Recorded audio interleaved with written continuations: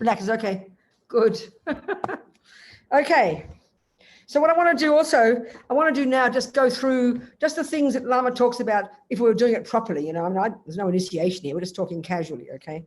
But Lama talks about a little bit the lineage of this practice. It's good to hear that. And then the preliminary practices that we need to do to prime our mind in order to do the practice. And that's a very common approach.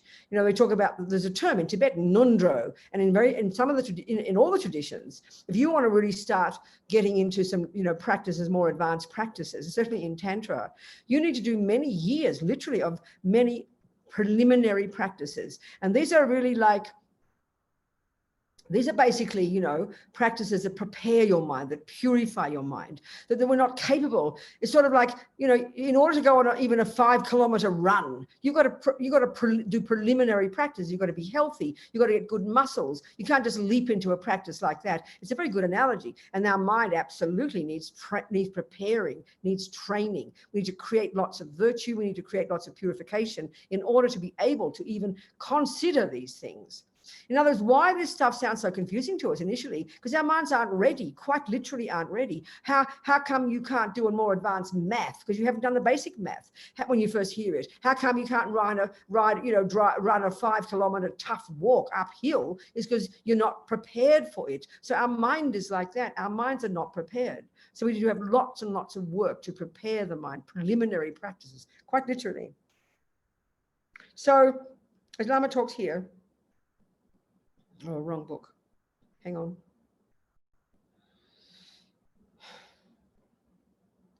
Okay. It's disappeared. There it is. Okay. Mahamudra.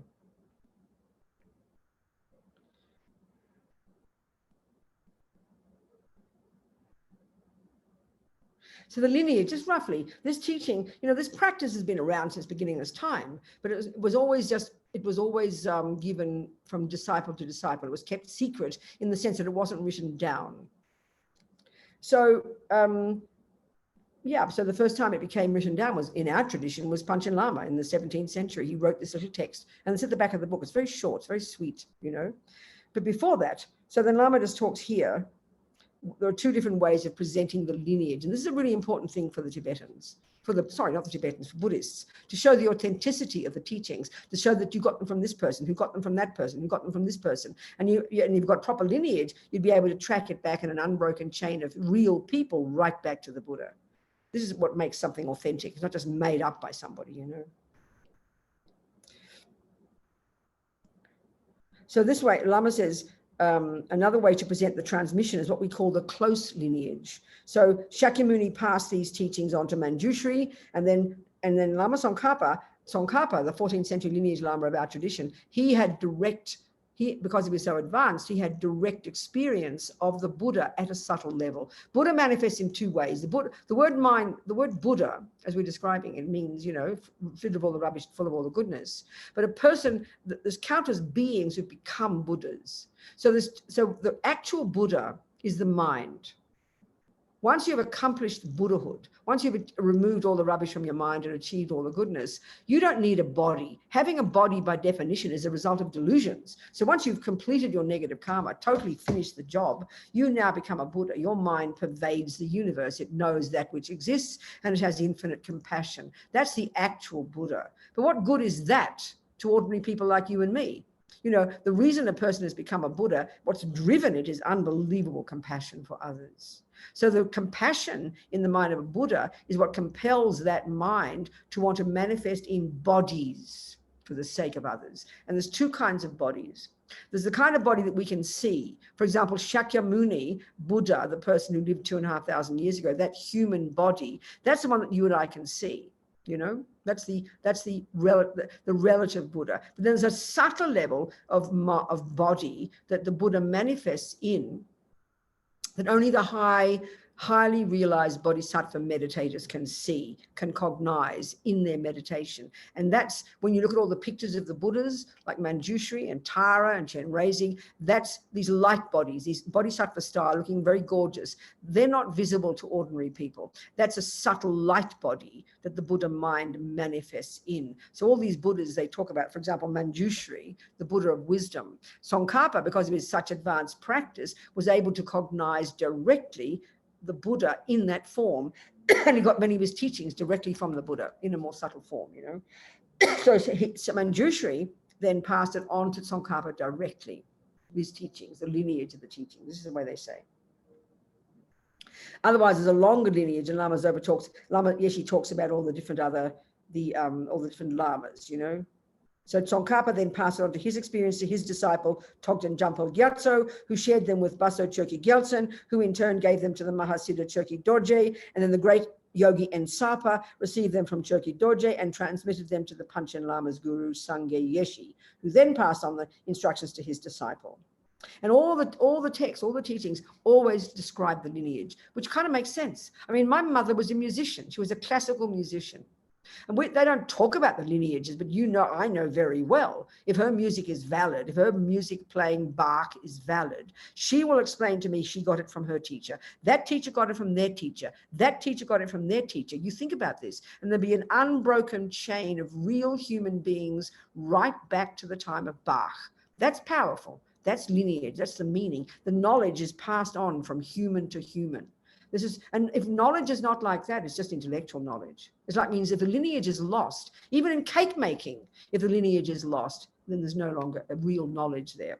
And that's why when the Tibetans first came into exile, the thing that was most concerning for His Holiness and all the other lamas was to get land so they could build monasteries, so they could pass on the lineages of the knowledge. The term in Tibetan is lovely, rigsin, knowledge holder. Pass on that knowledge to the younger people. That's what real knowledge is. You think about it. I mean, just even ordinary cake making, you know, it's not just made up by somebody, it's just plucked out of a tree. It's passed on from mother to mother. This is very powerful. Then it's real living knowledge. Otherwise it's dead. It's got no life, you know, it's dead. It's just myth. It's always like that. It's very powerful.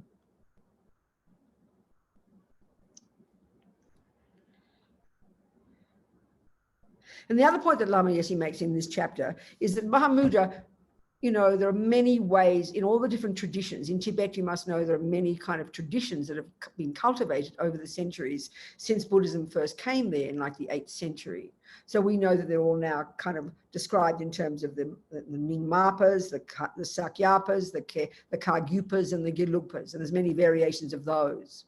So as you know, and there's a wonderful book that that actually, yeah, I talk about this in the preface. In 1982, before this event, yeah, I'm confused now. Maybe after, I suddenly can't remember. I was at the event in India. Lama Yeshe invited all of his Western students, about 700 people turned up, to all these 6 months of teachings in India. And we had teachings by His Holiness, and Lama asked His Holiness to teach this particular text. And so that's been now published to us Westerners in his temple in Dharamsala. So that's now been published. Alex Berzin has translated and added other teachings to it. And His Holiness's teaching is really extensive on the text, not like the way Lama taught it. And it's all he's looking at all the different traditions, Dzogchen, all the variations of Dzogchen, all the variations in the Sakya tradition, all the variations in the Kagyu tradition, showing all the different traditions, all the variations of what is called Mahamudra, they're called different things, all showing how they come to the same thing, which is very encouraging. It's a very wonderful text by His Holiness. The book is called The Kagyu Gelug Tradition of Mahamudra or something. I think it's called something different in this book. No, that's what it's called. It's published by Snowline. Shambhala, can't remember, something like that. It's very wonderful teaching. So the next one is the preliminary practices. And basically, as Lama Yeshe says, there are 4 main things. I mean, if we're doing this practice properly and receiving initiation, blah, blah, blah, into the Tantric Mahamudra, you don't receive initiation into the Sutra Mahamudra. So the first one is refuge. As Lama says, he always did this very briefly. He always says, I've got to do this because it's a tradition. And he touched on it very briefly. We first have to change our attitude and have refuge. The second one is bodhicitta, to have, because this is a Mahayana practice. So to have this marvelous attitude called bodhicitta that's based on compassion. It's not the same as compassion. It's the culmination of incredible compassion. That you have such compassion for the suffering of sentient beings that now it turns into this thing called bodhicitta, which is this powerful kind of aspiration to only benefit others, and it's there constantly. It's not just some nice feeling you get every now and again when you've really accomplished it. So we've got to cultivate bodhicitta. And then, of course, we've got to purify the mind, and that's where we would do the Vajrasattva practice, the purification practice, to purify our obstacles. And the fourth one, as Lama calls it, is the practice of guru devotion, developing guru devotion. And that's an interesting point, that one. We'll just discuss that briefly here. This is where the lineage comes in. It really doesn't make sense if we think about it, My mother was my music teacher. She taught me singing. She taught me cake making as well. Usually the cake making, even more simple example. I always use this. We know very well there are so many books published. We can read a book about cakes, but we all know, and I can tell you this experience, the first time I made a cake was when I was like 25. I was in London, I was a hippie, and I had the thought for the first time I wanted to make a cake. Now, I lived with my mother when I was little. Believe me, I didn't want to make a cake, and she was an intelligent person, and she didn't force me. We all know you can bring a horse to water, you can't make it drink. My mother could see I wasn't interested. So when I was 25, 26, I was coming back home to Melbourne from London, and I asked my mum, please show me how to make a cake. Can you imagine how happy she was after 25 years of waiting, But the point is this, the first step in learning anything is that I have to want to learn it. That's why in Buddhism, there's no discussion about trying to convert people. That's considered so bad manners, but just doesn't work. You can't force a horse to drink. It's just logical. So my mum didn't ever try, but the thought arose in my mind. I remember it. And then I went home to Melbourne and I said, Mum, please show me how to make a cake. So now the point is this. I didn't ask my mother because I was just being nice to my mum. I'd done the due diligence. And this is what the point about a teacher. There's so many teachers around, especially these days, spiritual teachers. And often if we go by attachment, you'll think some person's so handsome and divine and they're so charismatic. Oh, wow, they must be a Buddha. And then you discover there's some kind of peanut. Well, use your noggin, use your common sense. I just leap in. So I didn't just ask my mother to be nice to my mum, and that's okay. I didn't. I'd eaten her cakes. I'd done my due diligence. I'd eaten her disciples' cakes. She taught my sisters how to make cakes. Her peers praised her as a cake maker. So that's how you check a Lama. I met Lama Yeshe first. I just bumped into him up at Chen Raising Institute, my very first teaching. In June 1976, I didn't know I was looking for a spiritual path, but vaguely I did. I did actually. And I heard about this course and I found myself up at Chen Raising Institute. I'd never heard of Lama Yeshe before, never heard of Lama Zopa, never heard of Buddhism, but I just went. And then I stayed there for 2 months. So even as I was there, I was checking. I observed the monks and nuns. I remember having admiration for the students. I observed the way they taught. I observed the way they related to people. I read about them. I heard about them. So I did my due diligence, Then after 2 months, I decided Lama Yeshe, I would take refuge. Same with my mum. So the point is this, I had to first want to make a cake. Then I checked on the teachers, I checked on my mum, and then I asked her. So that opened the door. So then my mother then taught me how to make a cake. And this is the point about the teacher, the guru. Guru means heavy with qualities. It's a lovely word, We all need that. The point is this. I remember now the day, the kitchen, it's in my mind. You know how you have certain memories, they stay in your mind. It's like a photo of the kitchen, that moment, that day, in my mind, the day my mother taught me to make a cake. In other words, it was the first day, the first time that cake making became real for me. Because all the conditions came together. I wanted it. She was qualified. I'd done my research. I asked her. She showed me, and I did it. And I tell you, I have hardly made a cake in 30 years. I guarantee I could make a good one again because I got the lineage from my mother. I didn't resist her. I didn't say, what do you think? How do you know how to make a cake? I'd done my research. So I listened and shut up and did what she said. So I made the cake. And as Lama Yeshe said, Buddha is dead. So the Four Noble Truths will only become real for you when you hear it from your teacher. So who's a teacher? The person you decide is your teacher. A teacher's not a person who comes out like a clone of a teacher, ready-made. You've got to decide who your teacher is. You're the boss here. No one can force you to make cakes. No one can force you to become a Buddha. I mean, I remember I learned Kung Fu. I checked on Mr. Lee. I went to his classes. I saw the students. I saw the children he taught. He was Clearly good. I checked. I did my due diligence. Then I asked to learn with Kung Fu from him. If he'd seen me in the street maybe a month ago, we'd met at a party, he might have seen I had good potential for Kung Fu. He wouldn't have dragged me by my nose and forced Kung Fu on me. I wasn't ready. I had to be ready. I had to ask. That's the point. You're the one who leads the way.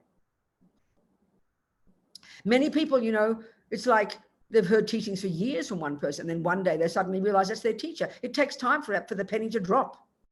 And that means you've got to check and be confident. You think about it. You think about the person, and then you make a decision. So I then checked. And when I went the second time up to Lama Yeshe, halfway through the year in Melbourne, the penny dropped. Wow, Lama's my teacher. You know, I remember feeling very embarrassed. I'd been a old radical lefty before that. The idea of a guru was revolting to me. So I whispered to my sister Polly, I said, Polly, I've got a guru, but don't tell anybody. And then I went and I didn't ask Lama Yeshe. I didn't know you're supposed to ask. I was so arrogant. I informed him that he was my teacher. He said, yes, I know, dear, he said.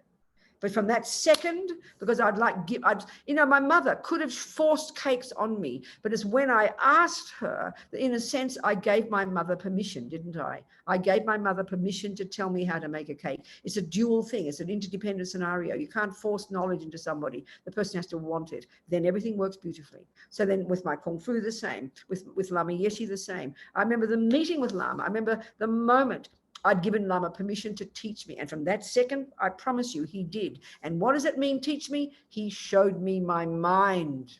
That's the real teaching. He didn't just sit there and give me theories. By his question, by the way he said something, I was able to notice something in my mind. He showed me my arrogance and I was shocked. You know, that's the skill of the Lama. But our job is to first check and then to decide that is my Lama. They can't force. You know, it took me 10 years to recognize Lama Zopa as my teacher. I met them both together. Lama Yeshe immediately, I got Lama, you know, but I knew, I had a dream even. When I did my first retreat in Dharamsala, after I became a nun, I had a vivid dream in which Lama Zopa was there, and in a crowd of students at the ruins of Nalanda Monastery in India. I didn't recognize it then, but when I went there later on our pilgrimages, I recognized it. And so there's this whole group of students, and Lama Zopa was out the front, and he asked me to come up, and he put a text on my shoulder, those long folio texts they have on one shoulder, and his robe on my other shoulder, and he told me to follow him out. Well, it was a nice dream. And I happened to mention to one Lama I knew in Dharamsala. He said, oh, that's the Lama who lead you to enlightenment. Well, I was really surprised. As far as I was concerned, Lama Yeshe was my Lama. Well, they're both my Lama now. So I had that dream, but it was only 10 years later that the penny dropped for me, that I finally realized that Lama Zopa was my teacher. You know, it's very curious. So it's we who have to do the work. We lead the way. We do the choosing. We are the boss. And I mean that very sincerely. You decide when your mind's ready. You know, then in other words, it's my wanting to make a cake that opened my mind to my mother. And then having checked on her, I was confident. So my mind was wide open to her instructions. If you don't want to listen, I wouldn't have got the instructions. So it's so obvious. We are the one who has to lead the way in this. We are the one who has to choose and check. Don't sit there twiddling your thumbs, waiting for someone to come along and be your teacher. You have to do it. You do the work, you know. It's very powerful. So that's the person who for you is the embodiment of the Buddha's teachings. It's just kind of logical. My mother was the embodiment of Bach for me when she taught me music. So I trusted what she said. So therefore, and because of that experience, because of that closeness, the knowledge comes in your mind because your mind is open to it. It's very logical, actually. And that's what they mean by devotion. You mightn't use that word, but it's got sense, you know, it's got logic to it. And this is the key to success, because we need to receive the knowledge externally so we can internalize it. So it's a very necessary relationship to have. You know. So Lama talks about very briefly the necessity for these 4 preliminary practices. Okay. So the very first step, as Lama says, to get into the way the chapters in the book, the way the text is, every chapter leads to the next one. And finally, chapter 9 is where you actually do the Mahamudra meditation. But each step Each chapter leads to the next. So in order to be able to do the first step in Mahamudra meditation, which is the concentration meditation technique, concentrating not on the breath, which is a typical one, but on the mind itself, the first one is to bring them, as Lama says, to bring the mind to a neutral state. So that's where, the body, we talk about the position of the body, and then we do what's called the 9-round breathing meditation. We did this morning for the Russian group. So we'll do that now. We'll discuss this. So we're heading towards sitting down and doing a meditation where we focus on our mind. That's the first stage of Mahamudra meditation, using the first mode of meditation, concentration. But before you do that, you've got to steady your mind up, You might, so first of all, even you might do, Lama Yeshe has it in here, you might do a little kind of guru yoga practice. You might visualize Shakyamuni Buddha and do visualizing of the light coming and everything. And he has that in the book. It's very nice to do that. He might even get us to do that. Yes, he does. So we'll go through it. So the first thing is the body, okay? So now the body doesn't meditate. This is a really important point. Because in our culture, we're so addicted to the body, we get very obsessed with the body and how it feels. We might say, oh, I had a wonderful meditation this morning. Oh, tell me what happened. Oh, I felt good. Well, I mean, who cares? That's not the point. It's ridiculous. It's like saying you had a wonderful day out in the garden. Why? Oh, I felt good. Well, I'm sure that I'm happy you feel good, but did you sow any seeds or not? What's the point of the garden? Is to do the gardening, So here, then the first thing is the body, and Lama talks about this very briefly. So there's a classical kind of way, about 7 or 8 or 9 or 8 points about the position for meditation, which has come from the experience of the great meditators over thousands of years, There's variations of this, but generally the way we're taught, there's about 8 different points. So the first one, the ideal scenario, and His Holiness said this, is to sit in full lotus position. And why is because the subtler physical energies, which we're not discussing here, that comes in Tantra, are all very nicely aligned. So when you're able to sit in full lotus position, because your body is so stable, the great yogis, I mean, I might have read to you sometimes out of one biography I was working on of Geshe Lama Kontrog, was this amazing yogi who spent years in meditation, sitting in full lotus for days and weeks and maybe even months on end without toppling over. You couldn't do this if you're sitting in a chair, you'd slump over. You couldn't do it if you're sitting ordinary cross-legged, but the sitting in the full lotus is just, it puts the body in this very special position. And that's what's necessary for the long term, for the great yogis. So His Holiness has said to be able to start your session, just even for a moment, to put yourself in full lotus is really auspicious for your ability to do it in the more advanced practices. When you get into the more advanced practices, it's really auspicious to do that if you can. Now, if not, fine, sitting with half lotus. So the full lotus is the right leg in front and the left leg behind, and they're each on the other instep. So of course, most of us haven't practiced that most of our lives, so our poor little bodies aren't so flexible. But if you can, great. If not, one leg on the other. If not, regular cross-legged. If not, sitting in a chair, whatever works for you. If not, lying down. If not, standing on your head, whatever you can do. There's an ideal, and then you do what you can. So, okay, the key thing though, in whatever position you're in, especially for those of us now sitting in chairs, I'm sitting in a chair, is don't slump. It's crucial. First of all, don't slump into the back of the chair. You've got to hold your body up. Otherwise, you just go to sleep. It's hopeless, or you topple over. The yogis can sit there upright for weeks, the great yogis, because their body's in this beautiful position. So if we're in a chair, have your feet firmly planted on the ground and your body have your body upright. This is really important. Don't slump into the back of the chair. The next piece is, they don't mention this in the text, but I find it helpful to add this. As soon as we have our body upright, we tense our muscles, So they always say in the text, the first is your bottom, and then the next is a cushion. Okay, I forgot that. If you do sit cross-legged, if you have got very flexible body, all you need is a cushion just underneath, or just a seat, just under the coccyx. So it just thrusts your body slightly up, slightly forward. So it gives you a nice upright feeling. But you've got to adjust yourself to what cushion works for you. Each person has to find out what works for them.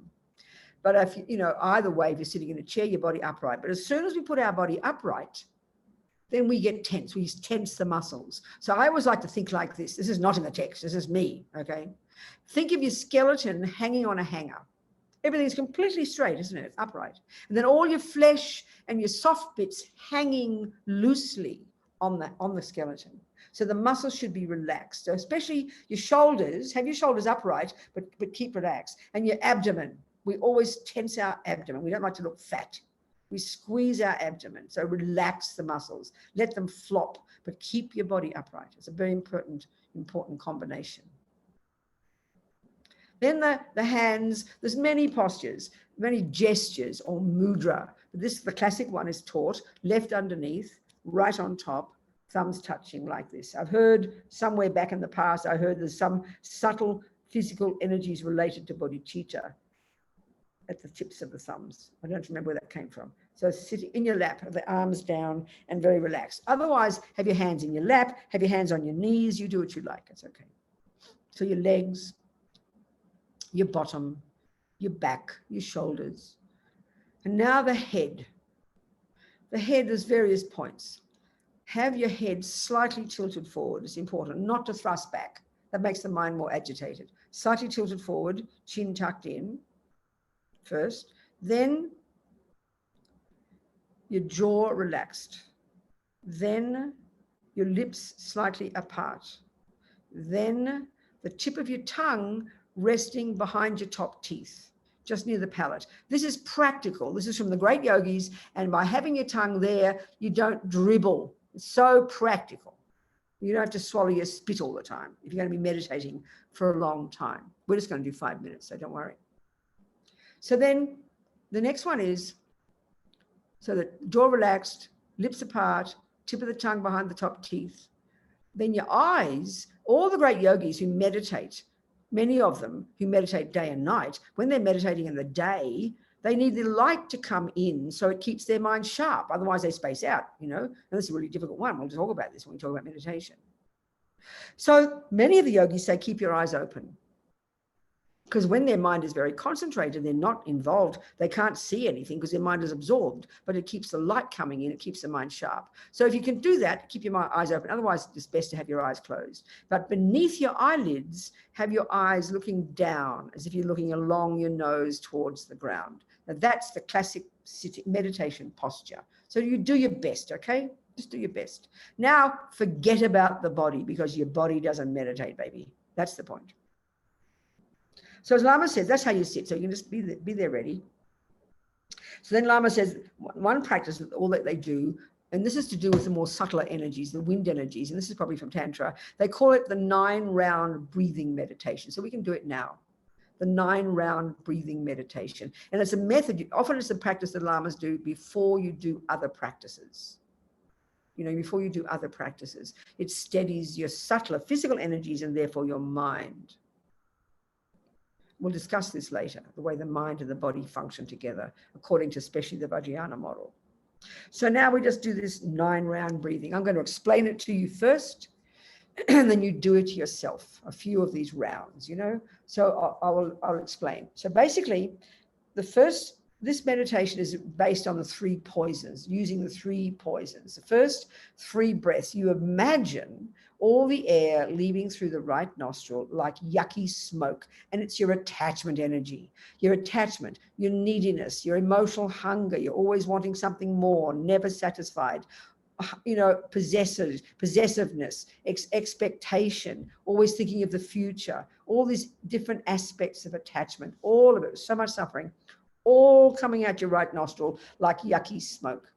The second 3 breaths, you imagine all the air comes out of your left nostril, and it's all your anger, your aversion, irritation, annoyance, upset, frustration, anger, or depression, this whole spectrum of aversion energy, all out the left nostril like yucky smoke. And you're using, so this meditation is not concentration. You got to have concentration, but it's a second kind. It's where you're using your discursive mind. You're using your mind. You know, you're visualizing, you're imagining, and you're wanting. You're visualizing this. You're thinking this. So it's using your mind. It's using your thinking. It's not just concentration. But you've got to have concentration, otherwise you'll forget what you're doing.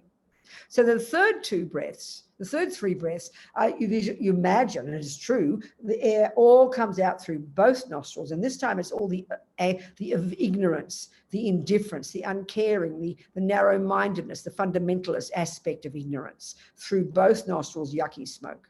That's the typical meditation. Now you can add a component.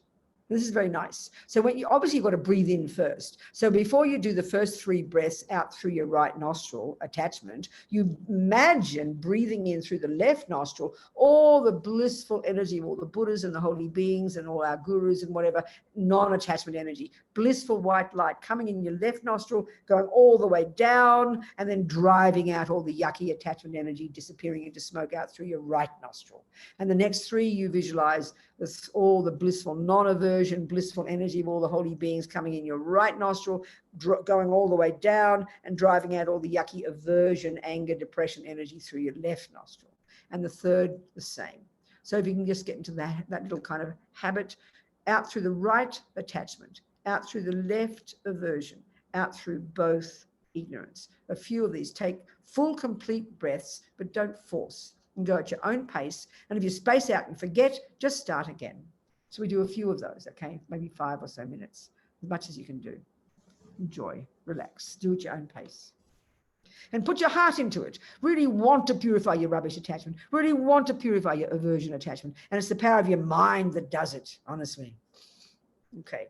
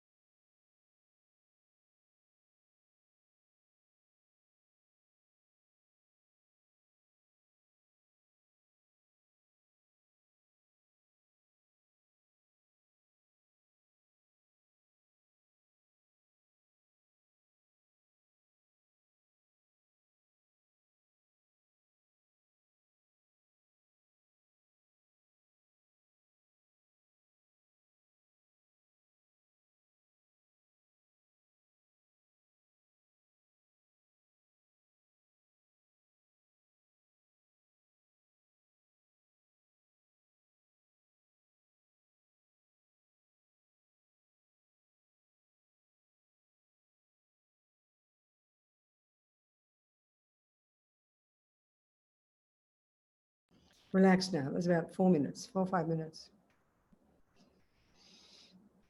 So, I mean, just as a good little meditation just on its own, you can do it, you know, as itself. If you're feeling a bit anguished, a bit miserable, you just kind of steady your mind, you know, you do.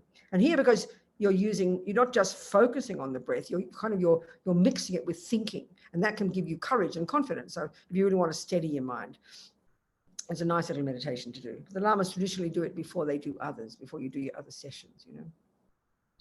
As he says, to bring your mind to a neutral state. Now, of course, most of us, because we're not great meditators and because we haven't got much control over our minds, our mind might very well not come to a neutral state. But you've got to start somewhere. You've got to imagine, you know, do your best. You know. So then, next Lama talks about, does a little meditation. We won't do this now. We maybe do this tomorrow morning. A meditation on Guru Yoga, which is just uses a simple little example of meditating on Shakyamuni Buddha, which is very sweet, you know. That's all. So we'll go. So now, the next one, the next chapter, Lama talks about the benefits of samadhi. See, samadhi in Sanskrit, Lama used that a lot. I think because we get excited when we heard about samadhi. Samadhi actually means concentration. And I can't remember. Shamatha is the term that's used for this type of meditation. And it's also labeling the end result of a certain, once you've accomplished these 9 stages of meditation, you've accomplished this shamatha. But I think and generally that's a state of concentration, which is the word samadhi. But I think there are different levels of samadhi. There are more subtle levels. Just a general word that Lama uses, you know. So Lama, you know, in his next chapter, he gets us just to think about the benefits of single point of concentration. As he says very clearly, you know, as I mentioned, to achieve the realization of Mahamudra, you know, the reality of non-duality, emptiness, we first need to develop calm abiding. In fact, it's not possible without it.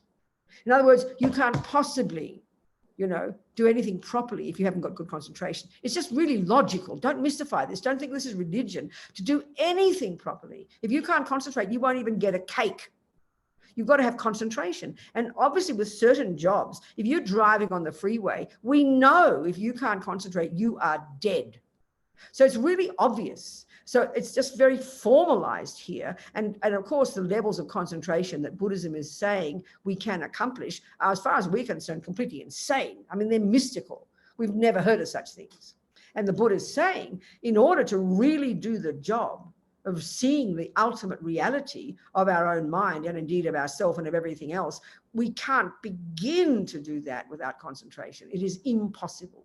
Impossible. Why is very simple. Because the delusions in our mind, the Buddha is saying, are so entrenched, are so primordial, that at a conceptual level, we can think about emptiness for 20,000 years. The mind just isn't powerful enough. We've got to get the mind to be focused in concentration, where at least temporarily you've gone beyond the delusions, so that your mind can be laser-like, subtle and laser-like, and can begin to do the job of even recognizing how things exist. The grosser level of mind is just too gross, and that absolutely means the sensory, but also the conceptual. So this is not something we posit as existing. So why you have to think about this, try and imagine this. And again, don't mystify this. Don't make it kind of cosmic. The way you read about meditation in the West is so almost disgusting, so nonsense, so nonsensical how we talk, you know. It's a very technical thing and very powerful and necessary, and to try to understand the real meaning of concentration. So nevertheless, Lama still gives us a bit of a taste of what your mind would be like just having concentration. It's sort of just having a mind that's sharp. You know, it's inconceivable to us, some of the qualities. So I'll read you some of the things he says. Often they don't do this because, you know, they just give you the technical explanation of how to do the meditation. The first mode, concentration. So Lama's saying, you know, we must achieve the subtler levels of consciousness, of indestructible, one-pointed concentration. And that's what we call samadhi, in Sanskrit. So it's difficult to realize non-duality or emptiness or Mahamudra, not because it's hiding from us, but because our concepts are so thick. So we must refine our concepts. We must achieve subtle mindfulness, subtle awareness, subtle clarity. Otherwise, there is no way we can see the unconscious levels of ego grasping an independent self. just not possible. In other words, it's a really sophisticated level of awareness that we have to try and accomplish, because to see the reality of how things exist is subtle, because we're living in a grosser level right now. But because it's the only level we know, it's kind of curious to think that there's an option. But this is all we posit in the West, you know. It's all we posit in neuroscience. So without perfect samadhi, there is no way to become liberated from samsara and no way to achieve enlightenment. There is no exception, whether you're Christian or Muslim or Hindu or Buddhist. To cut the dualistic view, we must have calm abiding. Nevertheless, on the other hand, you know, now, okay, but calm abiding is not enough. On the other hand, some people actually think that this state of samadhi, this one-pointed concentration, is all we need in order to cut ego. Now, the fact is, you know, you can be forgiven when you hear some of the qualities we'll get just getting concentration. You can be forgiven for thinking that you're not liberated, you know, that you are liberated, because it's so stupendous. It's so out of the ordinary. As Lama says, it's unbelievable. But this is real experience, and countless millions of people over the centuries, including people right now looking like you and me, are achieving it. In fact, Buddha says we've had it in many lifetimes. We've lost it, you know, because we haven't used it to realize emptiness. So Lama says we must, so he says, on the other hand, some people actually think that this state of samadhi, this one point of concentration, is all we need to cut ego. But that's wrong. Lama Tsongkhapa reminds us that calm abiding alone shamatha is not alone, is not enough to cut the dualistic view. We also need to develop special insight. Vipassana in Sanskrit, and in Tibetan we call it hlak tong. Hlak meaning extra and tong meaning seeing. We can interpret this to mean that we go beyond seeing conventional reality and we achieve the extra seeing of the universal reality of non-duality, Mahamudra, emptiness, all these terms, you know, of how things exist finally, ultimately, actually. In other words, we need the two kinds of meditation together, calm abiding and special insight. But nevertheless, even without special insight, the results of samadhi alone are unbelievable, almost unimaginable. This is why it's so important when we hear things about the results of meditation, because it's not in our ordinary culture, we then think it's mystical. And we make, like I said, we write such nonsense about this, all these cosmic experiences. And because people occasionally have a special experience, you know, and we just don't comprehend it. We don't understand where it's coming from. We don't understand the framework. We don't understand the technique. We don't understand the results. We just mystify it, which is really kind of gross, you know. So this is real reality. This is real. This has been around for 3,000 plus years. I mean, we're so arrogant in our modern materialist philosophical view, you know, culture, that we think we're the only ones who know anything. I mean, we're really so arrogant, you know. So it's kind of insulting. It's only really now, isn't it, with His Holiness and the Tibetans, for the last 30, 40 years, having all these conferences with all the best brains in the West. Now people in the West are taking this stuff really seriously. Taking this stuff really seriously as actual knowledge, not just some mystical stuff, you know, which is marvelous. And there's many of these conferences have been published now. And more you can see in among scientists and people, there's now an openness to the possibility that consciousness just might not be a function of the brain. I'm not being rude to neuroscientists. Many of the greatest neuroscientists are looking into this now. I remember reading one book while I was editing one of Lama Zopa's books about the death process. And I remember I read a book by an American medical journalist called The Undead.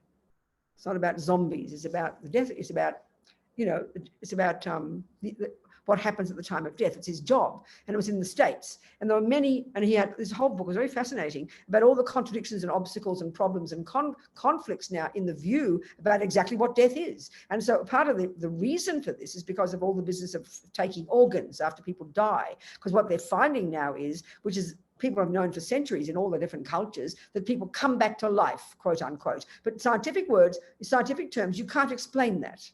No one can explain why somebody's brain dead and then they come back to life. It's a puzzle for us. So he talked about this, and because of this, because of taking organs, you see, you take organs when a person stops breathing, which is what death is in the West, but not for the Buddhist view, not for the Vajrayana Buddhist view. That's only the first stage of death. Your gross mind has ceased, but your subtle consciousness is still there. But because that subtle level of mind doesn't depend upon a brain, when the brain dead, you can't see any indicators of the presence of the mind. And this is why it's so interesting. So this is the point. So out of body, two things. The one of people coming back to life, that fits perfectly with the Buddhist view, the Vajrayana Buddhist view, that your gross consciousness has ceased, you've stopped breathing, but your mind is still there at a subtle level, but you don't go all the way to death, and then your karma hasn't finished, so you come back to life. So it can be explained perfectly in the Buddhist view, in the Vajrayana Buddhist view. And equally, he had a whole chapter on what they call out-of-body experiences. And that's the subtle mind. That's not your gross mind. That's your subtle mind. You're in he had a whole bunch of people who are in operations, totally unconscious because they're on anesthetic, but they have a vivid experience of what's going on. So mostly in the medical profession, people just ignore that. Oh, that's just a load of rubbish. Don't be ridiculous, you know. But he quoted one particular woman who had to have such a radical procedure that they had to practically make her dead. In other words, from their point of view, she could not have any cognition, but she reported the most vivid experience. So even he's an atheist, this fellow, he said, I don't know how to explain it, but he's just reporting people's experiences. Now this fits perfectly with all the Buddhist view. That's your subtle mind. That's your subtle mind. People have dreams. People have what they call astral travel. That's your subtle mind. You don't technically leave your body, but you have the experience of floating above your body. There's so many reports of that. That's your subtle mind. That's the mind that dreams. And many people have very amazing dreams. Many people have clairvoyant experiences in their dreams because your subtle mind is capable of that. So all this is just to say one thing, quote, one doctor in this business of doing organs, seeing all these experiences. He said, I can now say with certainty that consciousness is not a function of the brain. I don't know what it is, but this much I can say. So it's marvelous that all these conversations and all these are now becoming real things in the modern world, not just kind of treated with cynicism and as if it's a bunch of stupid religious rubbish, you know. And that's much to do with the Dalai Lama, you know, bringing all this knowledge to the West. Now, so much is being published now. It's marvelous. It's great. People are questioning their assumptions, you know. Okay, so let's just get excited now before we have our break. 3 minutes. I'll just do 5 minutes of reading just to get you excited about the potential each one of us has got just getting single-pointed concentration. And we've had it in many lifetimes before, Buddha says, but we didn't use it. We've lost the plot. So Lama says, the benefits of samadhi are incredible. Nevertheless, even without special insight, the results of samadhi alone are unbelievable, almost unimaginable. And please remember, at this second, right now, people looking like you and me are in the actual or, you know, metaphorical mountains achieving exactly this, you know. And many of our friends looking like you and me have achieved it. Of course, they don't talk to you about it because they're humble. When we understand this, when we realize how amazing the results are, we cannot help but try to develop it, you know, Lama says. So there's no way we become lazy. We will have much energy and make great effort. We won't even worry about eating. I will explain some of the benefits. You go beyond sensory and conceptual consciousness. As your concentration develops, you will go beyond your body. Your mind will be non-conceptual, so it becomes easy to cut the complex world of the 5 sense objects, to eliminate the superstitions. That's one of the many words that's actually used in Buddhist psychology for all the delusions, for attachment and anger and jealousy. Why? Because when we're caught up in those, we're believing in rubbish. So they're like literally superstitions. You know, when you've got attachment for chocolate cake, you believe the chocolate cake is delicious. You believe it will make you happy. That's literally a superstition. It's not. We haven't gone into all that, but never mind. In such a unified state, your mind becomes so subtle, so sharp, you can easily eradicate all the complex dualistic thoughts. You can touch reality. This is the feature of samadhi. And out of meditation, you can easily deal with all your delusions. They are so light, you can stop them immediately. Now, check the last time you couldn't get to sleep. Even just slightly, you nearly think you're going mad, right? You can't stop this maniac train out of control. And then this is for us what is totally normal. It seems inconceivable that unless you hit yourself on the head and become unconscious, there's no way we can stop the thoughts. Don't be ridiculous, Buddha says. This technique's been around for thousands of years. Of course you can stop the thoughts. Long term, you can imagine having effortless ability. Not even just in the meditation, no thoughts. When you come out of meditation, because you've got the concentration, when you've accomplished it, your thoughts are there again, but they're as light as a feather. And you're sort of like you've edited your entire content of your mind, and you are effortlessly and completely and totally in control of every tiny thought. I mean, this is like almost laughable to think, but this is a natural consequence. And don't even wait till you get complete concentration. Even just a little bit of concentration, when you really got it down, you can have such incredible control over your mind. And you see your thoughts so easily, and you can cut them. And there's no way in the world you'd ever fall into depression. There's no way in the world you could have anxiety or anger, because you're in control of your thoughts. Our trouble now is we're not in control, so we wait till it's too late. We wait till we're having a mental breakdown before we even notice what's going on. So here you've got this awareness at a much subtler level. Don't mystify it, I promise. And I mean, don't also hold your breath. This is serious meditation. This is people going to 10, 12 hours a day for a year or so. If you've got some really good characteristics from having done it in a past life, you'll get it quite easily while you're in your own home. But mostly you won't get this level until you've really been seriously up in the mountains, but it's possible. We are capable of it. That's the point. That's our potential. This sounds hilarious, this one. You experience bliss. I mean, it's like, whoever has bliss, God Almighty. In the subtle state of concentration, you experience bliss. And hear Lama's words, please. He's not joking. Ecstatic bliss, just naturally. It's hilarious, right? I mean, just to get what you even think of as bliss. You even think of it as a slightly happy feeling. You've got to have a cake. You've got to have a boyfriend. You've got to have nice weather. You can't just wake up in the morning and have bliss. You've got to have a lot of sensory objects, don't you? No, Buddha says. Just to control your own mind, baby. The more concentration you have, the more integrated you are. And thus the more rapture, the more bliss. He's not kidding, that you experience.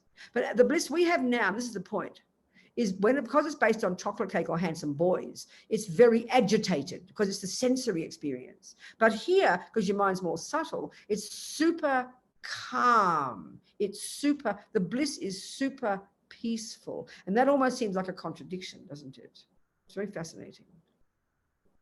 In the beginning, the bliss you experience is physical, which is the grosser level. But as your concentration deepens, as you throw off the layers of blankets of grosser consciousness, you experience bliss exclusively at the mental level.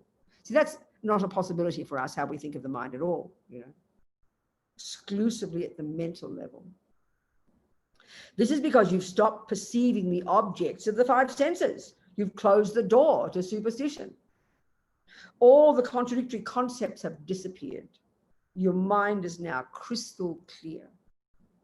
You see, the point about this too is this. Most people, like to meditate, let's say, who might have a nice experience one day, but we think of it as just an experience. We don't think of it as something you could cultivate. It's sort of like you've never heard of musical theory, and you sit down and you just play the piano and a very nice sound comes out. And I say, oh, please play that again. Oh, no, I can't do that. It's just kind of happened. That's how we think of spiritual experiences. And it's very superstitious. These are things you can cultivate. There are techniques there. That's the point. And remember, this is just the bonus. This is not the goal. The goal isn't to get bliss. It's just a byproduct. The goal of this concentration is to use it in the second mode to get reality. That's the point. But Lama's still nevertheless trying to encourage us, to know our marvelous human potential.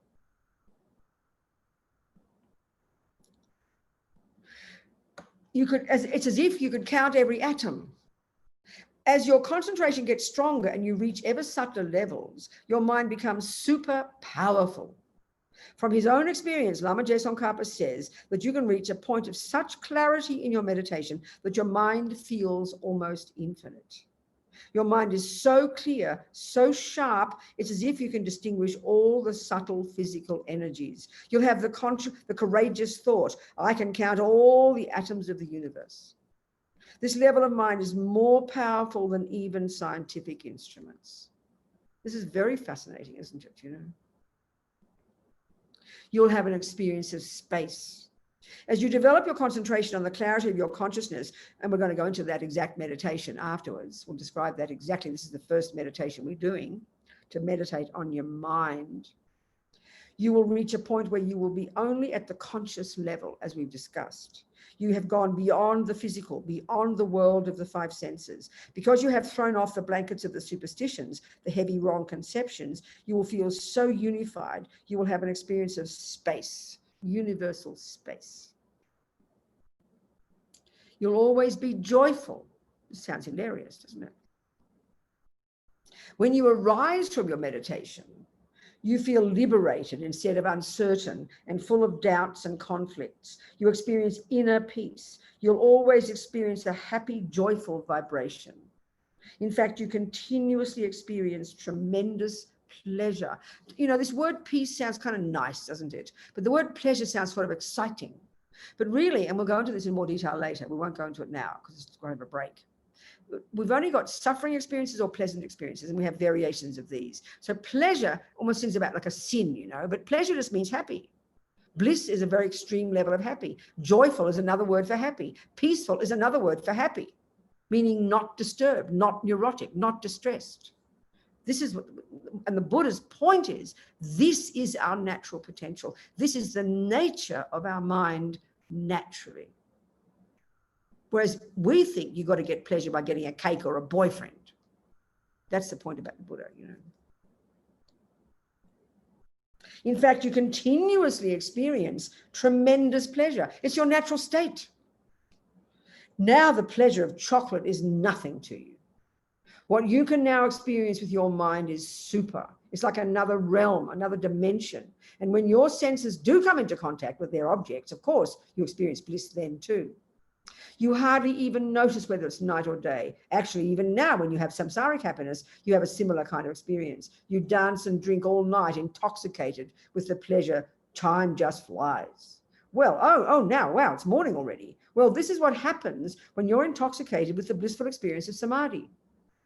And of course, it shows that time is not fixed from the outside. It's made up by your mind, you know. Your body feels so light. They call it, when you've got this concentration completed, they call it this, you've got this extraordinary, what are the term they use? Physical and mental pliancy.